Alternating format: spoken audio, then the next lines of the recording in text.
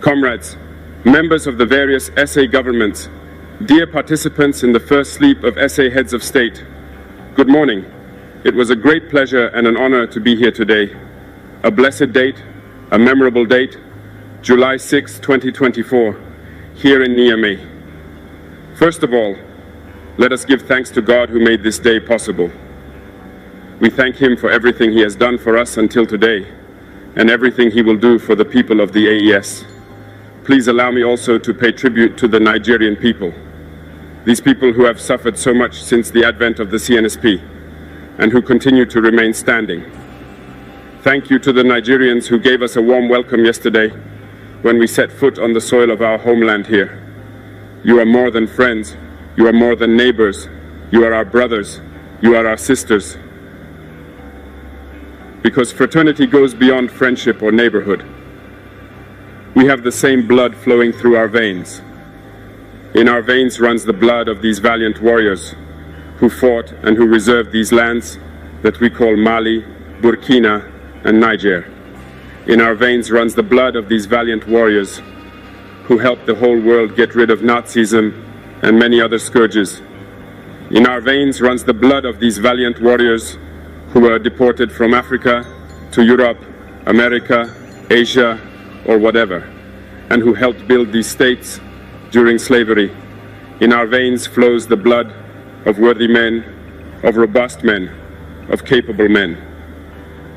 And for this, let us be proud and thank you for being a national of the AES. Africa, this continent which has suffered so much and which continues to suffer because of the imperialists. These imperialists have only one cliché in mind: Africa is the empire of slaves. This is how they see Africa. For them, Africans belong to them. Our land belongs to them. Our basements belong to them. They have never been able to change software until today. It's deplorable. But how does he do it? It is unfortunately since the 1960s that these 6,000 acres of independence were given to Africa.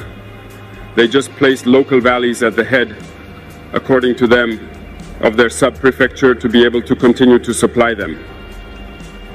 These local valleys that we are going to describe today as living room slaves have no other guide than to seek to live like the master, to satisfy the master, and to do everything that the master dictates. They steal, they plunder our states, take everything to the master, and their wealth is kept with the master. They do everything to live like their master and always satisfy him. When the master commands, they execute. Do you know who these parlor slaves are? We will explain to you what it is. These are individuals who have no dignity, who have no morals, who have no personality. But the slave master always knew how to identify these individuals. They are always ready to betray their brother to satisfy the master. They have betrayed us since independence, and others continue to betray us until today for the benefit of their master. These individuals always continue against all odds to plunder Africa, to help the master to plunder Africa. They like to say it every year. In their economic survey, Burkina is the poorest country, Mali is the poorest country, Niger is the poorest country. We are ranked among the last. All right, if we are as poor as they say. But when the time came to take responsibility, we asked these masters to leave the place. Why don't they want to leave? Because we take the case of Niger. For more than 40 years, certain countries have exploited uranium to produce energy at home. From Ottawa to Paris, the streets are illuminated. It's light. But in Niger, it's darkness. Security that served us. When you go to our states, our soils are drilled all over to search for precious metals such as gold. But often, there is not even the slightest accessible road to reach areas where they exploit some basic social services. This is why we decided to revolt and take the destiny of our countries into our own hands. There are many other examples, but when we decided this, we were approached by some parlor slaves to give us their master's message, because they had created this sort of polymer chain that sticks up at the head of our states to serve them. And we have come to break the chain, and it's inconceivable for them. They therefore approached us and asked us to join the ranks to form part of the elite who must lead Africa because they have a trained and formatted elite who must follow, who are embedded in this chain. We refused to join their ranks, and from then on, hostilities began. They have led several mercenaries, trainers, and agents into our areas who have descended into the Sahel to hope to carry out barbaric, cowardly attacks against our populations, to hope to revolt them. In addition to these attacks on the ground, communicational attacks, manipulation, disinformation, etc., are full in their souls. But the people of the Sahel have understood, and we will never be able to manipulate them again. They know where they come from, they know what they are doing, and they know where they are going. We are not going to allow this anymore. People are awake, and people are fighting today, not for ourselves, but for generations to come.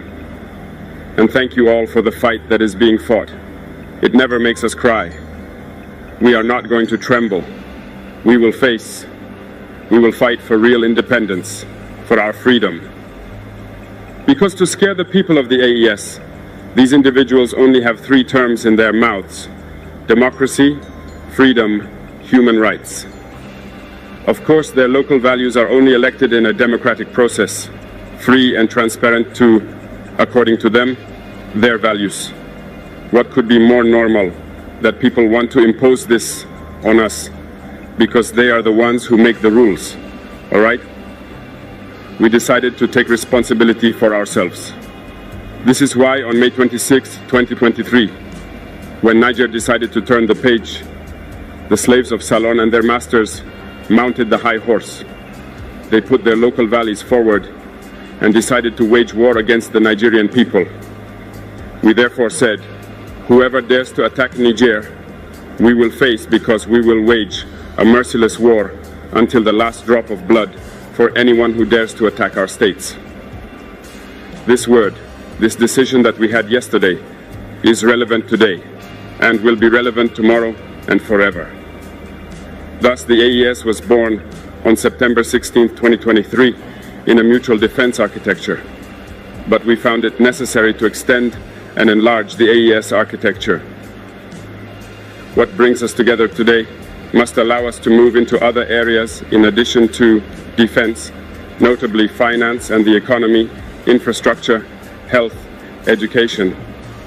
Anyway, so on. I therefore hope that this moment will be a story for us that we will write for the AES, but especially for Africa and for the whole world. May God enlighten each and every one of us. May God inspire us in these tasks entrusted to us, and above all that, when we carry out all our work, may we have only one thing in mind: the supreme interest of our populations. On this, we pray once again to the good God that He accompanies us all in our various tasks, that He protects our fighters who, thanks to them, allow us to sit here and exchange around the future of our states. So be grateful once again, Nigerian people. Be united and united. People of the AES, thanks.